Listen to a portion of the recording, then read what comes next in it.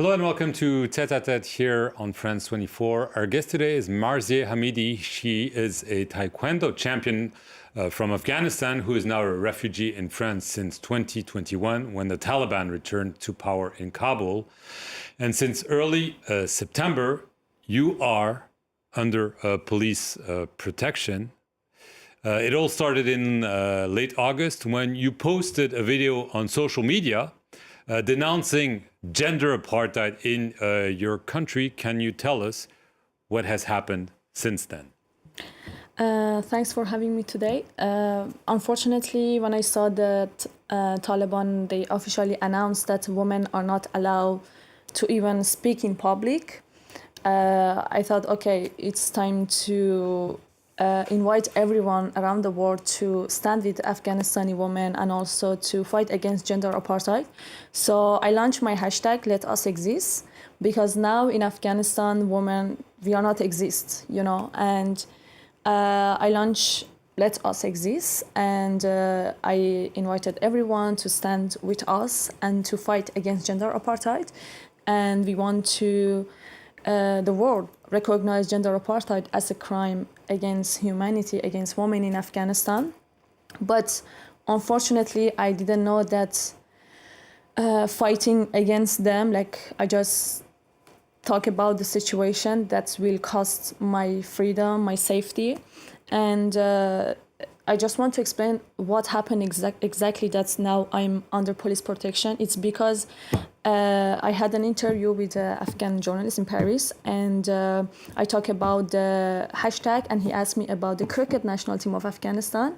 That it's very important cricket. Yeah, for sure. And what they are doing, they are normalizing Taliban, and they are with Taliban. So I just say that I'm an athlete too, but I left the country. I'm in exile. I didn't stay with the Taliban. I didn't normalize them. So what they are doing, they're not representing women of Afghanistan, people of Afghanistan. They are just representing Taliban now. So after that, one day after, the fan of the crickets, because unfortunately there are Pashtuns coming from Afghanistan, and they were not so happy of me as a Persian girl that I stand against that. They started attacking me in social media first by writing bad comments. But a few hours later, I received call, the first call in my WhatsApp. The person, he was shouting on me, and he was telling me that I have your address in Paris. You have to stop talking about the cricket team. You're not allowed to talk like this. Who are you?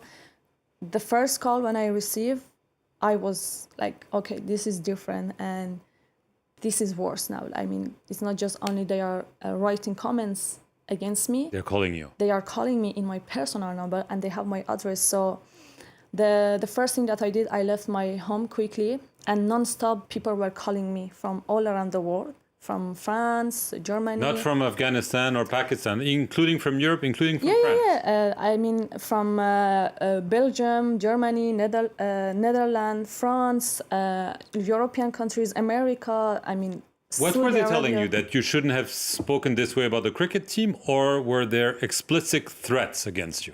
Well, the first call that I received, I didn't answer other calls, to be honest, because of I was not allowed to answer. It was better to not answer. And they started to sending message in my Instagram, and they were telling me that we will cut your head, we will rape you, and they were writing everywhere that wait for the video of her, that while we are raping her.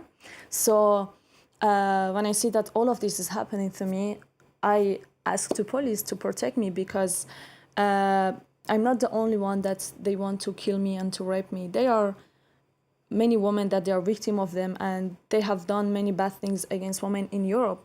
So I ask French police to protect me, and also I ask the French government to take a serious decision for these people that they are living in Europe, that they are supporter of Taliban, and it's not just only they are fan of Taliban, that they are in contact with Taliban, and they try to stop us, like people like me, that we are fighting against them. They want to kill us, and as a woman, they always complain my life, my clothes. like my identity. They are always complaining and they are always attacking me. And since now it's like 27 days that this happened to me, like 1st of September until now, I'm receiving everyday messages.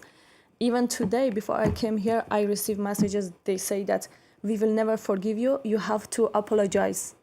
But I'm not going to apologize. I will continue my fight. I stand in the right side. I stand for my country, for my people. So you're living under police protection, meaning you had to leave your home? Yes. Stop your training as a taekwondo? Yes, unfortunately now I'm not training. I'm not doing anything. The only thing that I'm doing is to see my advocate for my case. You're scared?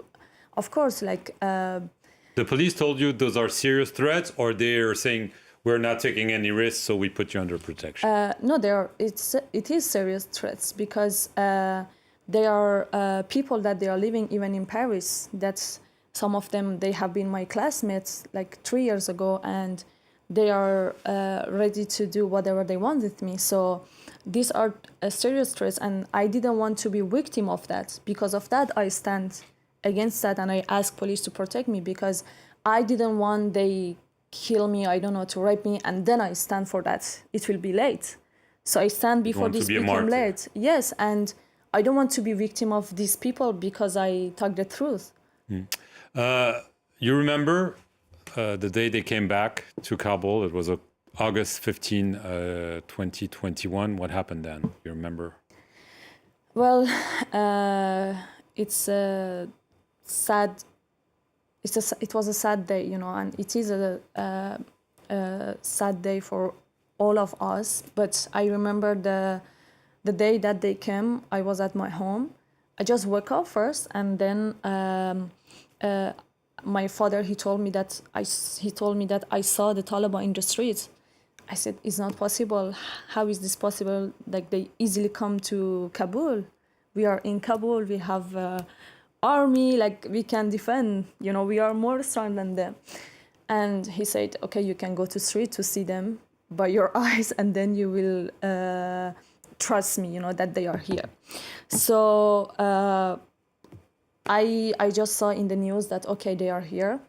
And it was a big shock for me because Taliban, for me, it was only, like, I had just image of them in the media and, like, my parents when they were talking about the Taliban. For me, it was only that. But when I saw the Taliban in the streets, when I look at the streets from my room, from the window of my room, I saw the Taliban in the street. I said, how is this possible? I felt after that, it's like a movie for me, you know, like a scary movie. And for me, it was too much, you know. Still now, I cannot accept that what happened. And even now I'm here, I'm talking. For me, it's like it's like everything just like a movie, and I don't know like what happened and still what's happening. And you decided to leave. Yeah. And I left because I didn't want they kill me. I didn't want What about your family? My family, they're out of the country. Are you afraid for them?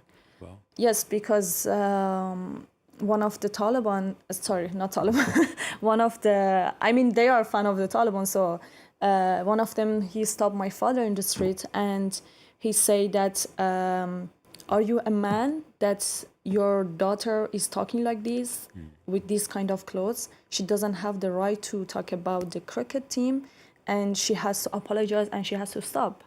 But my father, he's not that kind of person to say, oh, I'm sorry. He said, she's right. She's in the right side. And terrorist is terrorist. We cannot say that they are not terrorists. are you getting enough support in your eyes from women advocacy groups here in France and in the West? Or do you think they're not speaking out enough? For my situation, I receive like many messages from French people. You know, they support me. But President de Senat, French Senate, Mayor of the Paris, Minister Interior, like they are the people that they are supporting me, and also Minister of Sport. But the rest, not really. And I think about Afghanistan and the situation of Afghanistani women, people are silent, especially women in West. And Why? they are, I don't know why, but maybe it's not interesting for them. I don't know, because I'm not in the life. But as a human being, it's our duty, you know, to speak up, to speak out for Afghanistani women and to be their voice, because they are voiceless and they are in a prison of Taliban. It's not a life for them. Just last question. Now, 3 years the Taliban have been in power. No other country has recognized them, but it seems that there is more and more engagement. Do you fear that indeed the Taliban will remain in power and other countries will accept this new reality? To be honest, they didn't recognize them official, but the funds that they are giving to the Taliban, they're giving them visa to come to Europe, and the freedom that they have more than me, it's kind of recognizing them.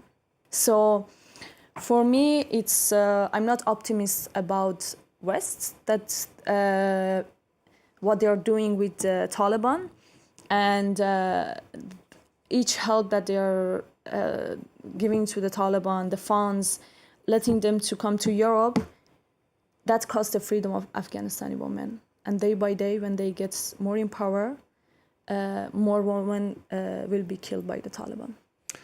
Marzieh Hamidi, I want to thank you very much for coming here on the France 24 set. And I want to thank you all for watching this edition of Tête à Tête here on France 24.